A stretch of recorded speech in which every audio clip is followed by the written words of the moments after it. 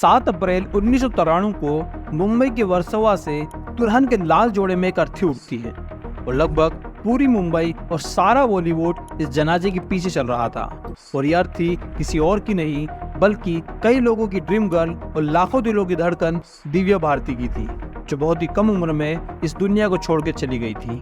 Film industry में बहुत सारी ऐसी मिस्ट्री हुई है जिन पर आज भी पर्दा पड़ा हुआ है और दिव्या भारती की मौत का रहस्य भी उन्हीं में से एक है।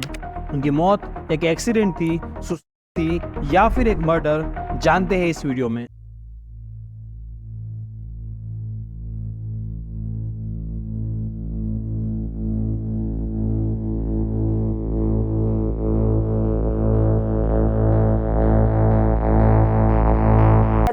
I'm walking on his footsteps. जहाँ लेके जाएगा मैं जाऊंगी।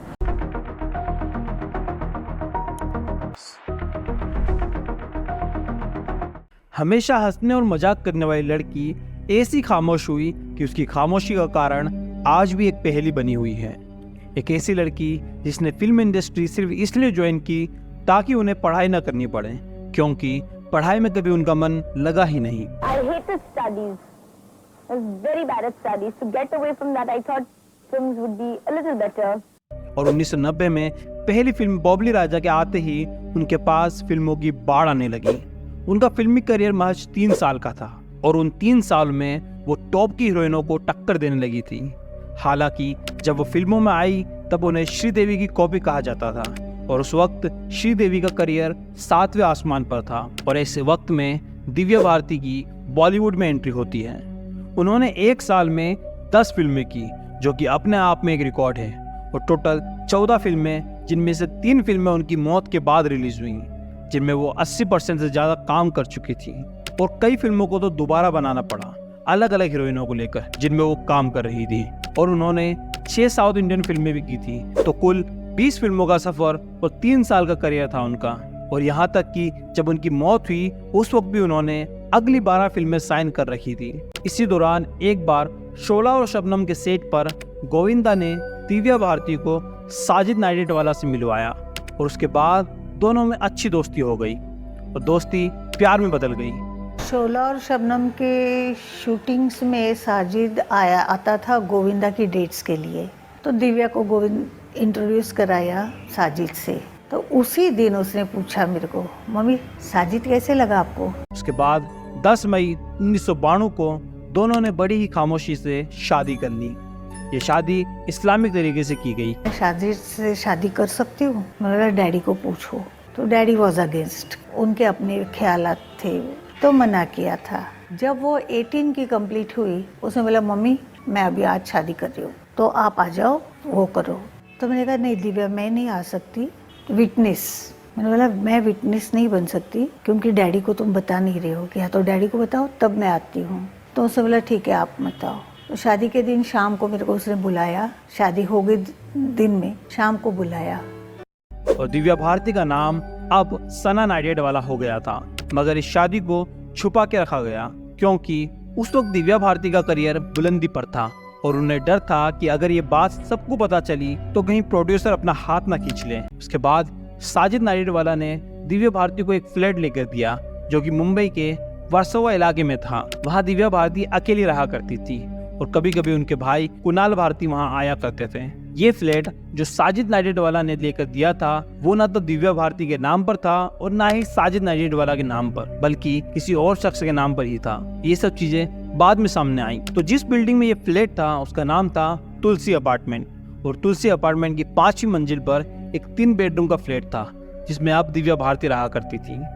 5 अप्रैल 1993 को दिव्या भारती अपने तुलसी अपार्टमेंट की 5वीं मंजिल के फ्लैट में होती है। तो उनकी एक दोस्त है नीता लुल्ला, जो कि एक फैशन डिजाइनर है और ज्यादातर वही दिव्या भारती की मूवी में उनके कॉस्ट्यूम डिजाइन किया करती थी और इसी वजह से दोनों में अच्छी दोस्ती हो गई थी। तो उस दिन नीता लुल्ला का फोन आता है और वो कहती है कि उन्हें उनकी अगली आने वाली फिल्म आंदोलन में जो कैरेक्टर प्ले करना है उसी के कॉस्ट्यूम के सिलसिले में कुछ बात करनी है। तो दिव्या भारती उन्हें अपने घर पर ही बुला लेती है। तो रात को करीब 9 बजे नीता लुल्ला और उनके हस्बैंड डॉक्टर श्याम लुल्ला दोनों तुलसी अपार्टमेंट के 5वीं मंजिल के उस फ्लैट में पहुंच जाते हैं जहां दिव्या भारती रहा करती थी। ये दोनों ड्राइंग रूम में बैठे होते हैं और साथ में दिव्या भारती भी होती हैं और उनके अलावा घर में एक मेड भी थी जिसका नाम था अमृता, और ये बचपन से ही दिव्या भारती का ख्याल रखती आ रही थी। तो अब घर में टोटल 4 लोग थे, नीता लुल्ला और उनके हस्बैंड डॉक्टर श्याम लुल्ला और उनकी एक मेड अमृता और खुद दिव्या भारती। उसके बाद तीनों आपस में आने वाली फिल्म के कॉस्ट्यूम के बारे में डिस्कशन करने लगे और साथ में ड्रिंक भी चल रही थी। टेबल पर एक ब्लैक लेबल की बोतल थी और एक मॉरिशस ब्रांड की रम थी। दिव्या भारती रम पी रही थी और दोनों हस्बैंड वाइफ ब्लैक लेबल की स्कॉच पी रहे थे और मेड किचन में स्नैक्स बना रही थी।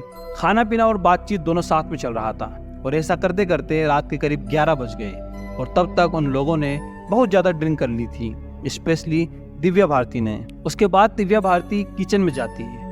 यहाँ मैं आपको बता दूं कि उस पूरे तुलसी अपार्टमेंट में किचन के पास ही एक विंडो थी जिसमें कि लोहे का ग्रिल नहीं लगा हुआ था। हालांकि मुंबई में जितने भी अपार्टमेंट होते हैं सभी में लोहे का ग्रिल और शीशे लगे हुए होते हैं सेफ्टी के लिए, पर उस तुलसी अपार्टमेंट के किचन की विंडो में लोहे का ग्रिल नहीं लगा हुआ था। तो यहाँ तीनों मिलकर बढ़िया पार्टी कर रहे थे, लेकिन किसे पता था कि ये पार्टी अगले कुछ मिनट में मातम में बदलने वाली है। तभी पार्टी के बीच में दिव्या भारती किचन में किसी काम से जाती है और वो जो खिड़की की दीवार थी वो 12 इंच चौड़ी थी, जैसा कि बयान और इन्वेस्टिगेशन में सामने आया। तो वो नशे की हालत में उस खिड़की की दीवार पर पीठ बाहर की तरफ करके और चेहरा अंदर की तरफ करके बैठती है और इसी चक्कर में उनका बैलेंस बिगड़ता है और वो 5वीं मंजिल से सीधे नीचे गिर जाती है। जहाँ वो गिरी थी वो पार्किंग की जगह थी और हमेशा कोई ना कोई गाड़ी वहाँ पर जरूर पार्क होती थी। यहाँ अगर दिव्या भारती ऊपर से सीधा गाड़ी पर गिरती तो शायद बच जाती, मगर उस रात पूरे पार्किंग स्लॉट में एक भी गाड़ी नहीं थी और फर्श कंक्रीट का था। तो दिव्या भारती उस किचन की विंडो से सीधे अपनी पीठ के बल नीचे फर्श पर गिरती है। उनकी पीठ और सर में बहुत चोट आती है। जैसे ही वो उधर गिरती है इधर मेड अमृता चीखती है। मेड के चीखने के बाद ये सारे लोग नीचे पहुंचते हैं और उसके बाद आसपास के पड़ोसी भी वहां पहुंच जाते हैं। उसके बाद दिव्या भारती को वहीं पास के कूपर हॉस्पिटल में ले जाया जाता है और तब तक दिव्या भारती की सांसें चल रही थी, पर वो बुरी तरह लहूलुहान थी। पर जब वो हॉस्पिटल पहुंचती है और डॉक्टर चेक करते हैं तो पता चलता है कि उनकी मौत हो चुकी है। मतलब वो ऊपर से गिरने के बाद तो जिंदा थी, पर जब हॉस्पिटल पहुंची तो उनकी मौत हो चुकी थी और डॉक्टर ने उन्हें ब्रॉड डेड डिक्लेयर कर दिया था। इसके बाद इनकी मौत की खबर आग की तरफ फैल जाती है। शुरुआत में तो किसी को यकीन ही नहीं हो रहा था कि उनकी मौत हो चुकी है, मगर धीरे धीरे सबको इस बात का यकीन हो गया कि एक मशहूर अदाकारा अब उनके बीच नहीं रही। उसके बाद जब इन्वेस्टिगेशन स्टार्ट होती है तो बाकी के 3 लोगों से पूछताछ हुई जो उस हादसे में उस वक्त तुलसी अपार्टमेंट की 5वीं मंजिल के उस फ्लैट में मौजूद थे, और बाकी इस मामले से जुड़े और भी लोगों से पूछताछ होती है। जितने भी बयान वगैरह लिए गए तो इससे ये क्लियर हुआ कि ये एक एक्सीडेंट था। इन्वेस्टिगेशन ऐसे ही चलती रही और इसी दौरान यहाँ 2-3 थ्योरी भी सामने आई। उनकी मौत को लेकर पहली थ्योरी ये आई कि ये सुसाइड भी हो सकता है और इसके बाद सुसाइड के एंगल से जांच की गई। लेकिन यहाँ दिव्या भारती आखिर आत्महत्या क्यों करेगी? बिकॉज सुसाइड करने वाली उसकी नेचर ही नहीं थी। वो दूसरे को मारेगी, खुद क्या मरेगी ना। क्योंकि उन्होंने थोड़े दिन पहले ही शादी की है, फिल्मी करियर भी अच्छा खासा चल रहा है और पैसे भी अच्छे खासे हैं, तो ऐसी कोई वजह सामने नहीं आई कि ये आत्महत्या हो सकती है। मगर फिर अंदर से खबर आती है कि साजिद नाडियाडवाला के अंडरवर्ल्ड से कुछ लिंक थे और उस वजह से दिव्या भारती बहुत परेशान थी। दूसरी थ्योरी यह थी कि दिव्या भारती के साजिद नाडियाडवाला की मां यानी कि उनकी सास से अच्छे रिश्ते नहीं थे और उनकी मां शुरू से इस शादी के खिलाफ थी, और यह आरोप दिव्या भारती के घर वालों के हवाले से भी सामने आया और शायद साजिद नाडियाडवाला के ऊपर उनकी फैमिली का प्रेशर था और इन वजहों से दोनों मियाँ बीवी के बीच संबंध थे वो बहुत खराब हो गए थे। पर ये बातें सिर्फ एक थ्योरी ही रही और कभी पुख्ता रूप से साबित नहीं हो पाया, जैसा कि एक्सीडेंट की बात। एक तीसरी थ्योरी और सामने आई कि ये न सुसाइड है न ही एक्सीडेंट है, ये एक मर्डर है। अब सोचने वाली बात ये है कि आखिर मर्डर क्यों? तो इसमें 2-3 चीजें सामने आई और ये बात पुलिस ने सामने रखी कि क्या साजिद नाडियाडवाला के अंडरवर्ल्ड से कोई कनेक्शन है और क्या अंडरवर्ल्ड की तरफ से साजिद नाडियाडवाला के द्वारा दिव्या भारती को किसी बात के लिए फोर्स किया गया था। क्योंकि जैसा कि आप जानते हैं कि फिल्म इंडस्ट्री में अंडरवर्ल्ड का कितना दखल होता है और हो सकता है कि दिव्या भारती ने इस बात को मानने से इनकार कर दिया हो। क्या साजिद नाडियाडवाला पर जो फैमिली प्रेशर था इस रिश्ते को लेकर उसका कोई असर पड़ा? अपनी फिल्मों की शूटिंग के दौरान क्या दिव्या भारती के किसी और हीरो के साथ कोई अफेयर की बात सामने आई थी और साजिद को ये बात पसंद नहीं आई? तो इन सभी पहलुओं को सामने रखकर पुलिस ने अपनी जांच की और काफी समय तक साजिद नाडियाडवाला को शक के घेरे में रहा। इसके अलावा एक और बात सामने आई कि जिस तुलसी अपार्टमेंट की 5वीं मंजिल के फ्लैट के किचन की विंडो से गिरकर दिव्या भारती की मौत, उस विंडो में एक ऑटो स्टॉपर भी लगा हुआ था सेफ्टी के लिए, जिससे कि विंडो को बाहर की तरफ धक्का दिया जाए तो वो ऑटोमेटिकली वापस बंद हो जाए। तो जब पुलिस ने जांच की और सभी के बयान दर्ज किए तो दिव्या भारती की मेड अमृता ने बताया कि हाँ, इस विंडो में भी वो ऑटो स्टॉपर लगा हुआ था, लेकिन उस दिन ये ऑटो स्टॉपर गायब था। पुलिस ने एक्सीडेंट और मर्डर तीनों पहलुओं से इस केस की जांच की, पर कभी कुछ पुख्ता रूप से साबित नहीं हो पाया। 5 अप्रैल को यह हादसा होता है तो 7 अप्रैल को दिव्या भारती की बॉडी उनके घर वालों को सौंपी जाती है। उसके बाद उनका अंतिम संस्कार किया जाता है और पोस्टमार्टम रिपोर्ट में भी उनकी बॉडी में एल्कोहल की मात्रा बहुत ज्यादा पाई जाती है। तो बेहद नशे की हालत में दिव्या भारती उस विंडो से गिरी या गिराई गई, इसे कभी साबित नहीं किया जा सका और कोई विटनेस भी इस बात का कभी सामने नहीं आया। तो कुल मिलाकर सारी इन्वेस्टिगेशन और रिपोर्ट देखने के बाद पुलिस ने अपनी आखिरी रिपोर्ट में कहा कि दिव्या भारती की मौत एक एक्सीडेंटल थी।